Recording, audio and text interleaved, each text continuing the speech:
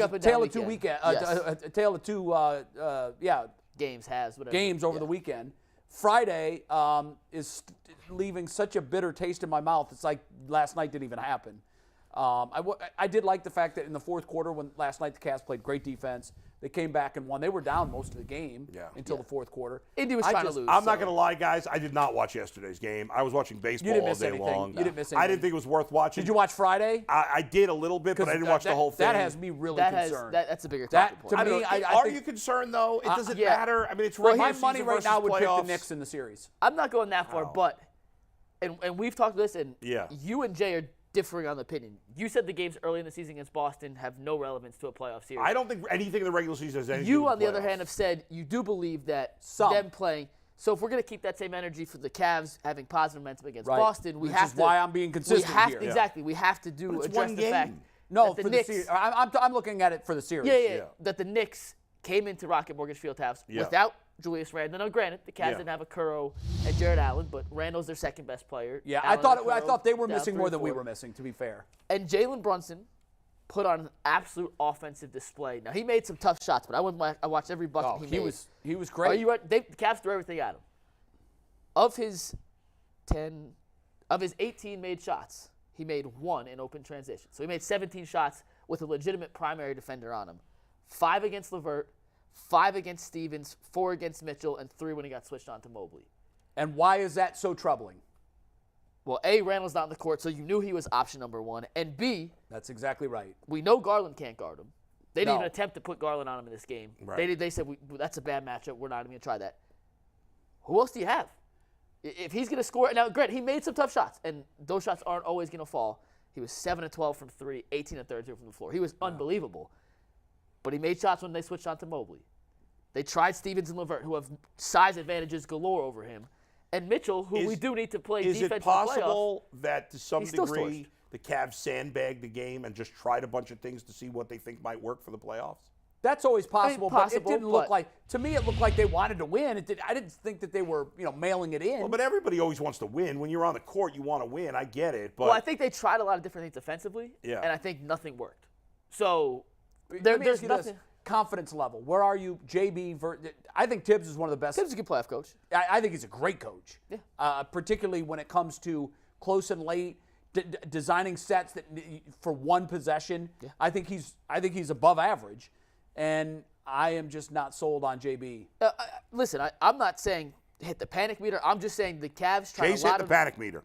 The Cavs tried a lot of right now, though. I do think that well, you are, because you're saying that one game changed your opinion on who's going to win the series. No, it didn't.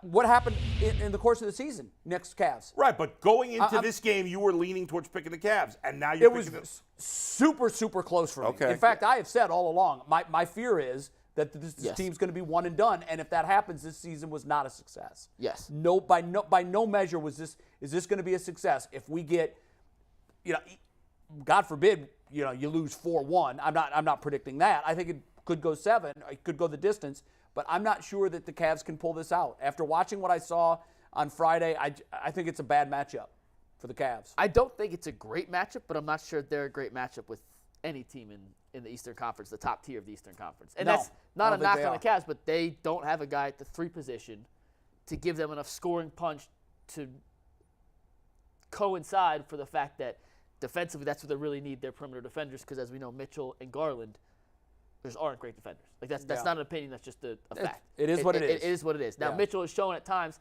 he can play defense, and maybe in the postseason he'll get locked up, but last year... Would you take the Knicks? Are you going to take the Knicks in the series? I still lean towards the Cavs. They have home court advantage. Yeah. I don't think Randall is going to be fully healthy for that series, and I think what Brunson did was unbelievable, but I don't think that's sustainable. I don't think that's sustainable either. And the Cavs will have home court advantage. Josh Allen back. And Jared Allen. Jared Allen back. And Now, if they get Josh Allen, I'm definitely picking the Knicks. Which helps, obviously. So I'm not freaking out over Friday's game, but I do think there were some things I saw defensively from the Cavs in that to make me go, they got to change some stuff up if they're going to win. And to Bull's point, it might have been an experimental game. We're going to try this. We're going to try that. We're going to try this. We know what we've done that has had success during the regular season. We'll lean heavily on that. We don't want to show that in our last regular season game against them. By the way, there's definitely some of that in protest, I will not watch a single second of any NBA game until the playoffs start now. You're done. You're not interested in the back-to-back games in Orlando? Not interested. Yeah, me either. I'm not watching any of these They're games. locked in. I mean, it's the 4. Yeah. Yeah, they're it. locked in a 4. They're locked in. Their So magic number is 1 to clinch home court advantage. So they still either need to win one more game or New York has to lose one more. Yeah. Any scenario, they clinch home court advantage, which is crucial for them. Yeah. There's no scenario that they can get the 3 seed. I know they're 2.5 behind Philadelphia. Philadelphia lost yesterday. Philly's got the tiebreaker. They have the tiebreaker. So they'd have to beat Philly by a game, and they'd have to win all 3. Philly have to lose all 3. I guess technically they might still be. No, I don't even think that Philly's got to have. If it's 2.5, that means Philly has to have 4 games. Yeah, there's an odd number of games, and Philly is I think. Philly has 4 games left though, because you can't end half a game behind somebody. No, I know you can't. Oh shoot. So you're right. The Cavs have how many games left? 3. Yeah, so the Cavs can't do it. They're 2.5 back. They would 2.5 back. I'm pulling up the standings right now. If they lost all 3, or I mean, if they won all 3. No, the Sixers have 4 games left. Right. If the Sixers lose every game and the Cavs win every game, the Cavs would finish ahead. Yes, so it's not by 1 game? Yes. By 1 game. Okay. If the Cavs win out, they'd They'd finish be 52 and 30. Okay. And if Philly loses 4, they would finish 51 and 31. 51 and 31. So the Yes. Cavs would So have to win their last technically- 3. The Sixers would have to lose their last 4. Yeah, that ain't gonna happen. So what sucks is the Cavs loss against the Knicks that just shouldn't have happened. Yeah. And Philly won a game that last week they won a game they were losing big. They came back and ended up winning. yeah, That one felt to me like the death knell. I was like, yeah, it's probably over now. yeah. But I can tell you what don't suck. what's That our 12 o'clock hour of the show is brought to you by Facts. Call It Racing. You're right. Two in a row Xfinity 2 in a row. victories. Xfinity victories. That doesn't happen very often. What is the Knicks-Nets season series this year? Because that's The Nets have won a couple straight here. The Knicks-Nets season series, I would imagine that the Nets might have that because of the games that they had when they were full strength with Durant and Irving. I don't know off the top of my head. I'll be completely honest. Yeah, I haven't looked okay, they at were it. 2-2 against each other. So what's the next tiebreaker? Division record. Okay, because we'll see if the Nets can catch the Knicks. Is it division record? You sure about that? No. Or are you just guessing? Guessing. Because the Nets are only 2 games back of the Knicks. I know there's not many games left, but I think the Nets only have 3 games left. the Knicks two- have 3-2. the Nets have 4 games left, and the Knicks have 3 games left. So possible. I mean, it's not impossible. Yeah. So that's but pretty much the Cavs are locked into that. Yeah. Something It feels weird- like it. Something weird would have to happen. Feels like it. There you go. I don't have a ton of confidence against the big 3, but if I had to see one, I think the numbers tell us we'd like to see Boston. The numbers Just because we've won 3 of 4, even though they were all in overtime. I don't know. You know. I feel good about the Cavs playing the Knicks, but because and maybe I'll be proven wrong, certainly. I just feel like regular season, they want to convince us the regular season matters. I think the regular season is meaningless. And they prepare for the playoffs totally different than the regular season. And I know Jalen Brunson had this great game, but I just don't think it matters. I'm totally ignoring it. Maybe I'll be mistaken with that, but I just don't see it mattering. It is 2 different games, but a game this late in the season where you do know at this point, in game 77, which that was, you have a good idea of who can guard who can't, and what do we have to do to make sure. But you never know individual motivations at the end of the regular season and how much you're thinking ahead to the playoffs and stuff like that. And that's all true, but we do know this. Donovan Mitchell and the Knicks at least had some sort of flirtation and desire at some point.